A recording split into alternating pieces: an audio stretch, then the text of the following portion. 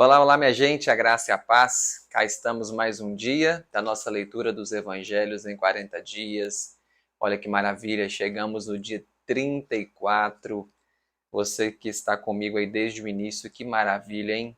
Quantas lições, quantos aprendizados, quantos ensinos que nós já tivemos até aqui. E hoje nós leremos o Evangelho de João, capítulo 4 e 5. Ontem lemos capítulo 2 e 3, onde Jesus fez o seu primeiro milagre em Caná da Galileia.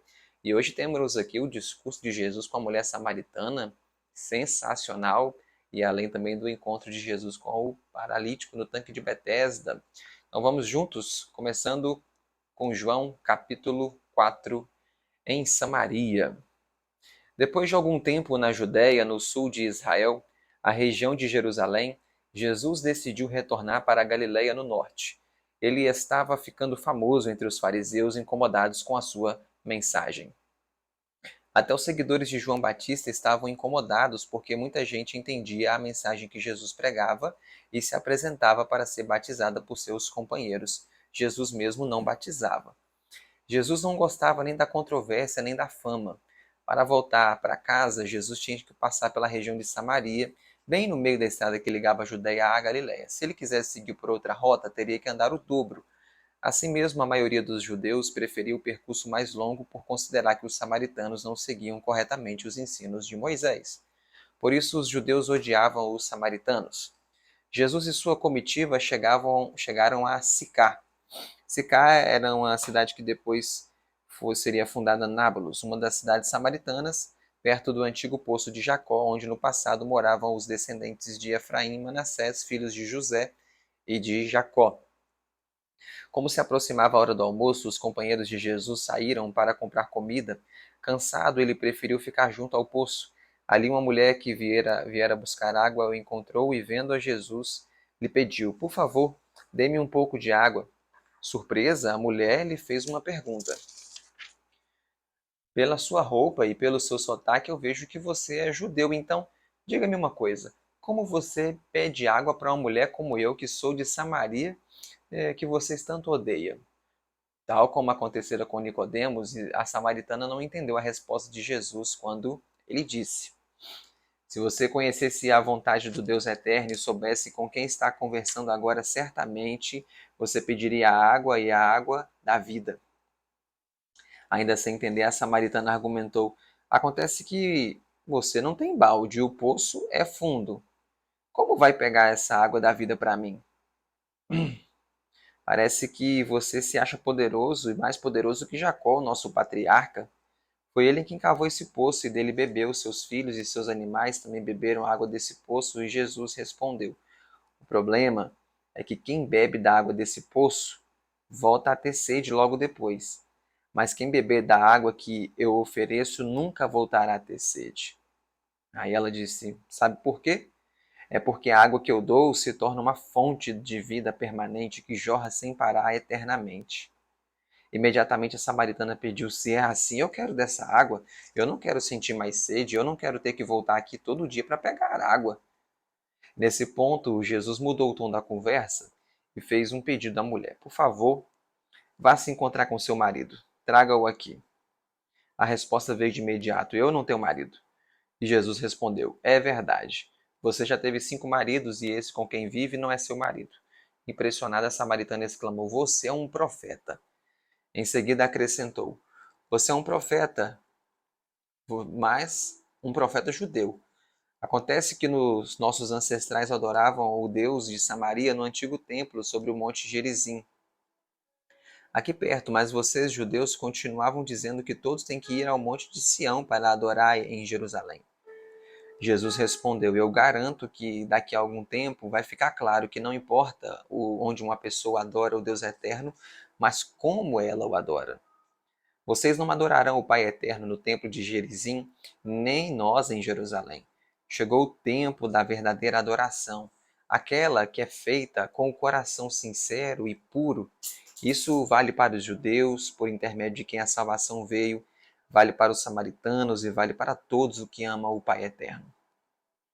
É assim que ele quer ser adorado. Ele é espírito e deve ser adorado de um modo espiritual e profundo. Então a mulher respondeu: sim, eu sei que será assim quando Cristo chegar. Ele vai nos explicar tudo isso.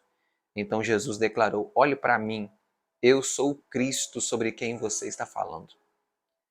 Nesse instante, os companheiros de Jesus chegaram e ficaram espantados por vê-lo conversando com uma mulher, situação que não era bem vista naquela época. Contudo, ninguém ousou fazer algum comentário ou fazer qualquer pergunta. Logo em seguida, a samaritana deixou seu jarro junto ao poço e voltou para a cidade. Lá, encontrando-se com alguns amigos, convidou-os para acompanharem até o local onde Jesus conversava com ela. E então ela lhes disse: sigam-me e vocês conhecerão um homem que, sem me conhecer, sabe tudo ao meu respeito. Eu acho que ele é o Cristo. E muitos a acompanharam. Enquanto isso, junto ao poço, os companheiros de Jesus insistiam com ele: mestre, por favor, coma. O mestre respondeu: o alimento que eu desejo comer é outro tipo e vocês não o conhecem. Eles não entenderam e passaram a comentar uns com os outros: será que alguém trouxe alguma comida para ele?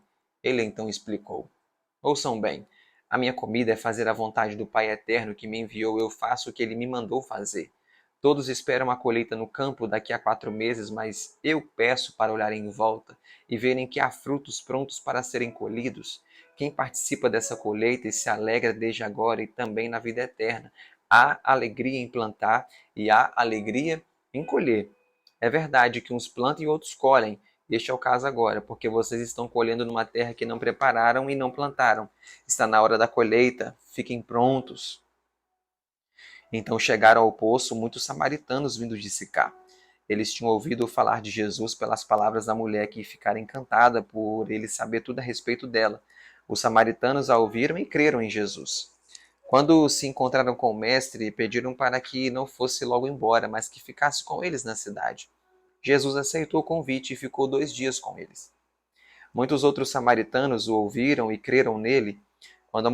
Quando encontraram a mulher que levara a Jesus, comentavam com ela: olha, sabia que não é mais por causa do que você falou sobre Jesus que nós cremos? Nós mesmos ouvimos, vimos e agora sabemos que ele é realmente o Salvador do mundo. Agora na Galileia. Depois de ter se hospedado em Sicá, Jesus continuou sua viagem para a Galileia. Como ele vivia na Galileia, o normal seria que fosse rejeitado quando chegasse lá, porque as pessoas preferem valorizar quem é de fora. No entanto, quando chegou, foi muito bem recebido. Já estavam lá alguns galileus que foram à festa da Páscoa em Jerusalém, onde Jesus também estivera. Eles contaram o que Jesus fizera em Jerusalém durante a Páscoa. Então, estando na Galiléia, Jesus se dirigiu a Caná, a cidade onde tinha feito o seu primeiro milagre, ao transformar água em vinho. Nessa cidade, alguém o procurou. Era um funcionário do palácio de Herodes Antipas. Ele morava em Cafarnaum, distante poucas horas de viagem de Caná, e viera buscar ajuda para o filho que estava gravemente enfermo. Jesus o recebeu e perguntou para que todos pudessem ouvir: até quando vocês precisarão ver milagres para crer em mim? O homem insistiu: mestre, meu filho está à beira da morte, mestre. Venha logo nos socorrer. Jesus lhe deu a seguinte orientação: volte para Cafarnaum, seu filho vai viver. O funcionário creu na palavra de Jesus e no dia seguinte retornou. Estando ainda a caminho, seus empregados vieram ao seu encontro e lhe contaram que o seu filho tinha se recuperado. O pai do rapaz perguntou a que hora seu filho começara a melhorar e eles informaram: foi ontem, a 1 hora da tarde, que a febre o deixou. O homem se lembrou que Jesus dissera exatamente a 1 hora da tarde que seu filho iria ficar bom. Ele creu, então, em Jesus. Seus parentes também creram. A cura do rapaz foi o segundo milagre que Jesus fez. O primeiro acontecer em Caná, antes de ter viajado a Jerusalém.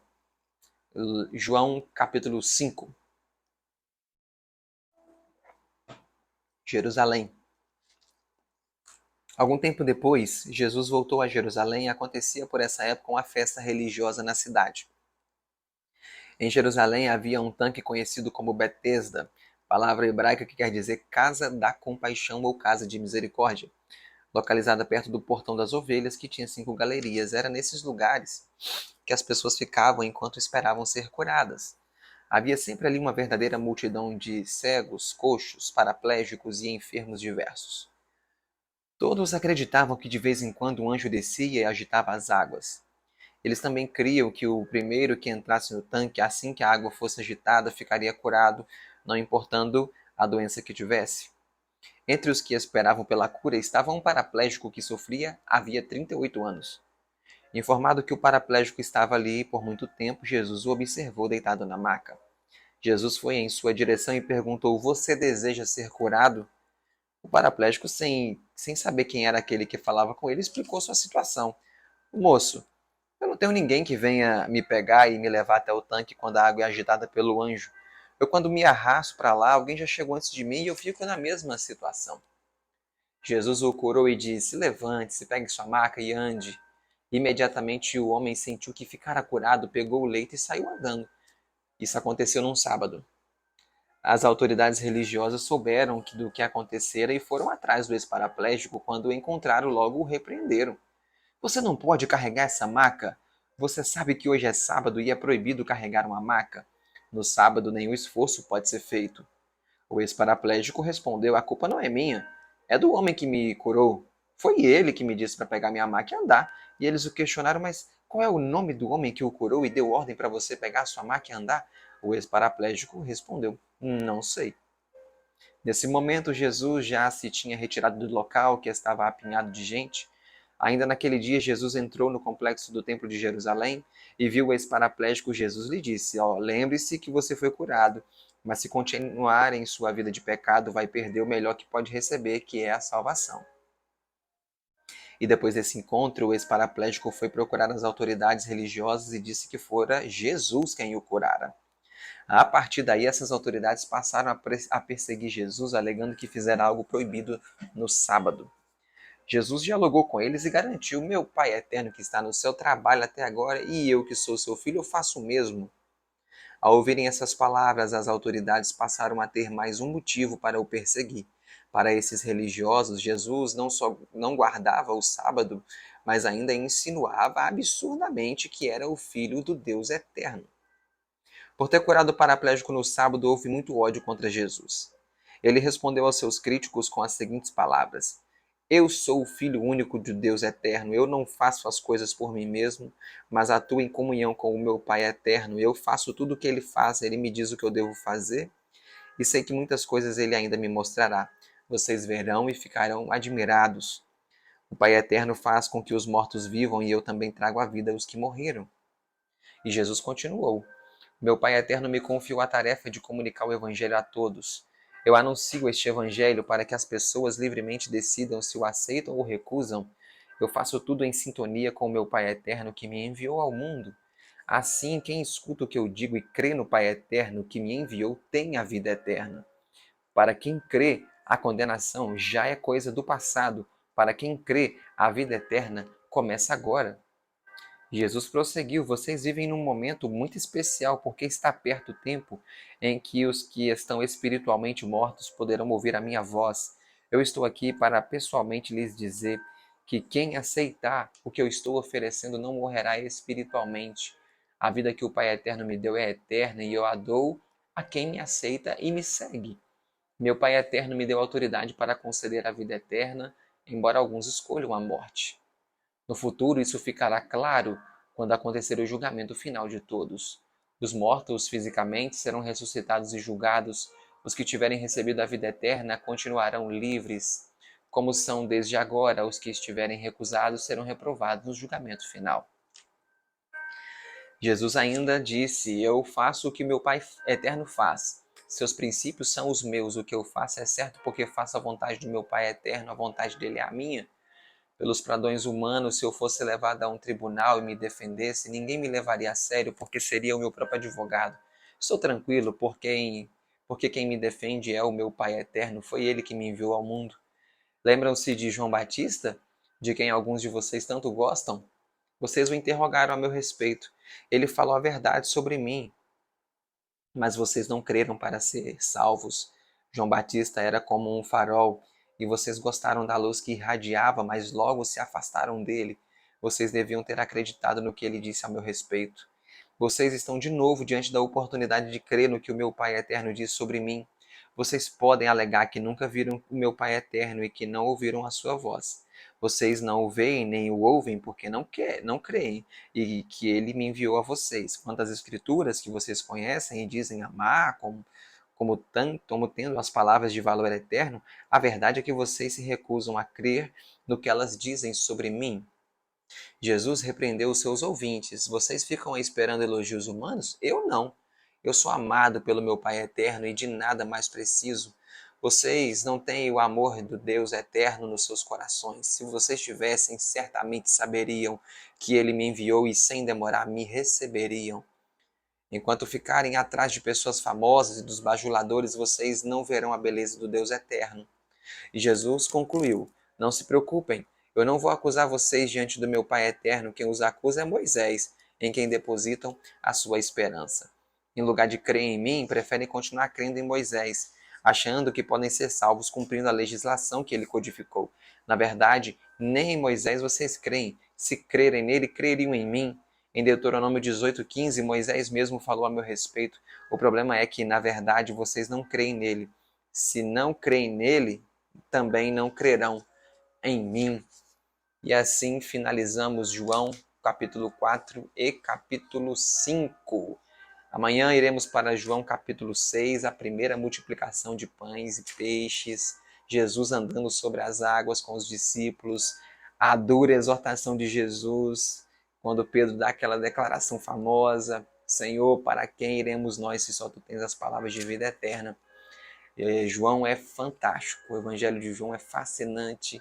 Todos esses relatos que nós vemos, esse encontro de Jesus com a samaritana, quando Jesus quebra todo tipo de paradigma, todo tipo de separação, de barreira que havia ali entre samaritanos e judeus, e Jesus vai lá, porque Jesus tinha interesse no coração daquela moça, e ela se torna uma grande missionária.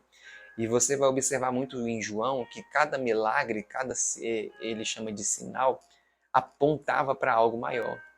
Então, assim, tem um milagre, Jesus sempre vai usar aquele milagre para ensinar uma verdade espiritual. E foi assim com o paralítico e assim vai ser daqui para frente. Espero você amanhã para mais um dia da nossa leitura dos evangelhos. Gente, estamos quase lá, falta muito pouco. Olha, nós já estamos em João capítulo 6, amanhã será o dia 35. Só mais 5, hein? Conto com você amanhã. Que Deus te abençoe, um ótimo dia, ótima tarde, ótima noite. Fique com Deus. Até lá.